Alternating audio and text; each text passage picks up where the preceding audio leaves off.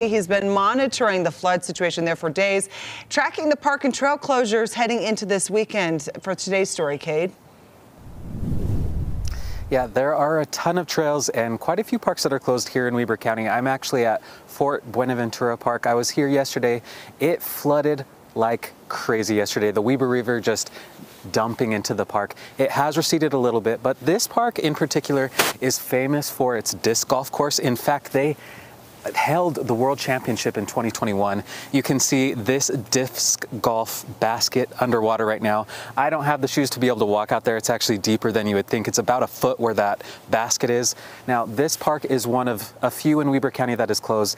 The River Parkway Trail from West Haven all the way to Ogden is closed, and there are a few areas in Ogden itself where they are closed, specifically the Washington Boulevard underpass. The trail goes under the road there, and they had to close it because the water is now up almost to the bottom of that bridge, if you can believe it or not. Now, officials are just asking people to be aware of closures that may be happening, to reach out or look on the website of a city, of their county before they head out to a trail, to a park, not only because it could be dangerous, but because it could be closed altogether. And if you do see a closure, to just follow it and stay away from that park. Now, I'll have more on those closures coming up at 4:30. Reporting live in Weber County, Cade Garner, back to you.